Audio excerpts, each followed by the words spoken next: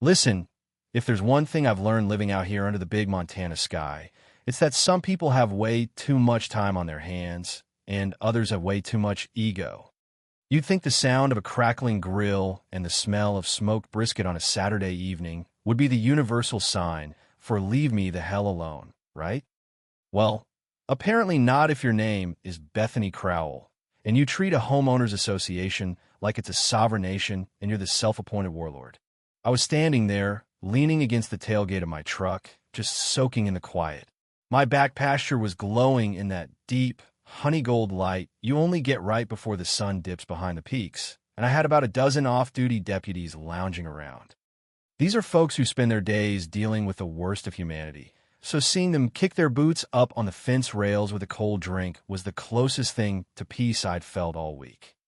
I'd spent the last few days wading through flood inspection reports for the county, so I figured I'd earned a little silence. Then, the gravel started crunching. You know that specific sound of a car being driven by someone who is actively looking for a fight? That was Bethany. She didn't just drive up, she staged an invasion. Her silver SUV fishtailed slightly as she pulled to a halt, and before the dust even settled, she was out of the door, phone raised high like a holy relic, her other hand slicing through the air. She was power-walking toward us with a pace that could turn gravel to steam, wearing those oversized sunglasses that make people look like they're trying to hide a hangover or a lack of soul. "No way," Angela muttered behind me. "She's a veteran deputy with a nose for nonsense. She's not doing what I think she's doing, is she?" Oh, she was.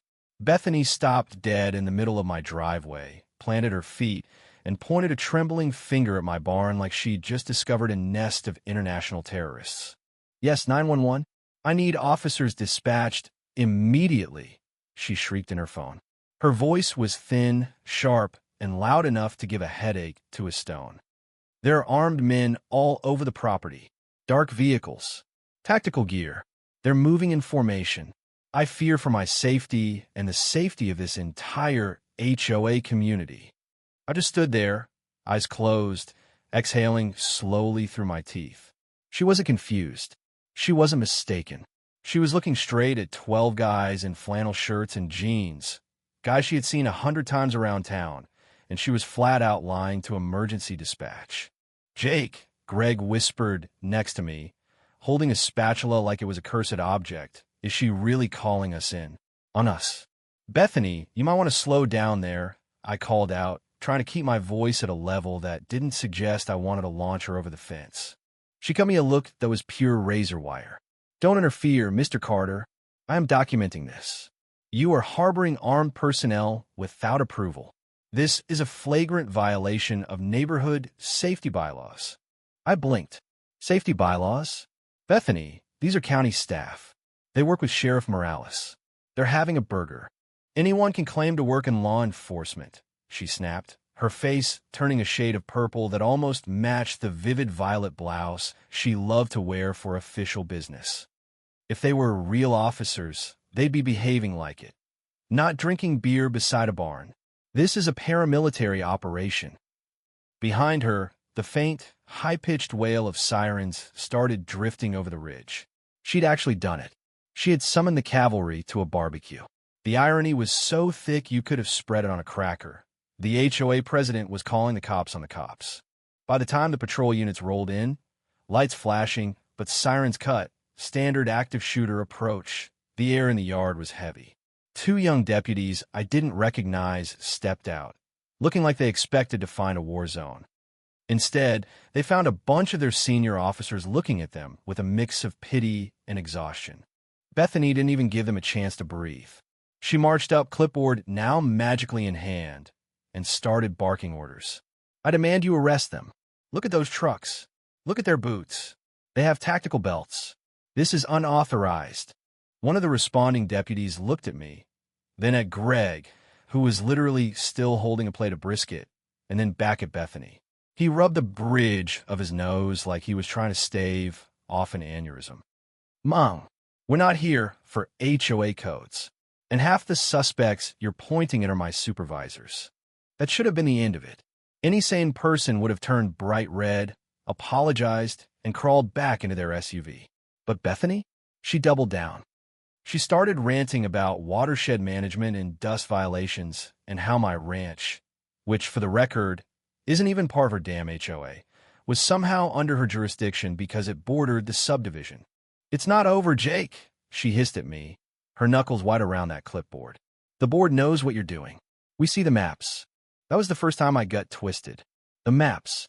Why would an HOA president be looking at county maps for a ranch she doesn't own? The next morning, the why started to come into focus. My friend Sarah, a lawyer who's about as sharp as a fresh scalpel, showed up on my porch with 2 manila folders. "This is your official land survey from 3 years ago," she said, pointing to the first one. "And this is what Bethany filed with the county zoning office yesterday." I looked down and felt the blood drain from my face. "She's trying to steal my water rights?" I asked, the words feeling heavy in my mouth. "She's trying to erase you, Jake," Sarah replied. "Control the water, control the development value. Someone's getting a massive payday if they can turn your lakefront into a subdivision park. The petty complaints, the goat noise, the mailbox tilt, the 2 purple shirts, it was all just noise. It was camouflage for a land grab. But then, things turned from legal battle to get your gun real fast. 2 nights later, at 4 a.m., I woke up to Ranger, my Mustang, slamming his hoof against the stall wall. That's his stranger danger sound. I didn't think. I just grabbed my boots and a flashlight. When I got to the barn, I saw 3 shadows. Hooded, quiet, professional. They weren't stealing tools. They were tossing my file boxes, the old ones from when I first bought the place. They were looking for the original physical deeds. I let out a roar that would have scared a grizzly, and they bolted. They ran straight toward the HOA woods. And here's the twist that I still haven't quite wrapped my head around. The next day, as the sheriff was out there taking photos of the prints, Bethany showed up. But she wasn't the warlord anymore. She looked broken, frail. Her eyes were darting around like she was waiting for a ghost to jump out of the trees. "I need to talk to you," she whispered, pulling me aside. Her hand was shaking so hard she dropped her pen. "Someone broke into my house, too, Jake. 2 nights ago. They didn't take my jewelry. They took the HOA ledger. They took the maps I shouldn't have filed." She looked at the footprint by my gate and turned even paler. "That's the same boot," she whispered. "I thought I was the one in control. I thought if I got the land for them, they'd leave me alone. But they're not waiting for the paperwork anymore." It turns out Bethany wasn't the mastermind. She was a pawn for a group of developers who had been leaning on her, using her obsession with rules to do their dirty work. And once she'd faked those documents, she became a liability. She had called the cops on me that night at the barbecue, not just to annoy me, but because she was terrified. She wanted the police presence on the road because she felt the walls closing in. She was a villain of her own making, trapped in a cage she'd built out of bylaws and lies. In the end, the county didn't just toss her fraudulent filings. They launched a full-scale investigation into the HOA board's finances. Turns out, watershed management was just a fancy term for a kickback scheme. Bethany? She's gone. Sold her house and moved 2 states away before the first indictment was even unsealed. I'm back on my porch now. The creek is still mine. The water is still flowing. And every time I see a silver SUV, I still get a little twitch in my eye. But I have to ask, where do you draw the line between protecting your community and just being a bully? Have you ever had someone try to rule over your life under the guise of the law, only to realize they were just as scared as the people they were targeting? Drop a comment and let me know. Is there ever true justice in these neighborhood wars? Or is it just about who has the better lawyer and the thicker skin? If you want to see how the court case actually shakes out, hit that subscribe button. The depositions start next month, and trust me, this satisfying part is only just beginning.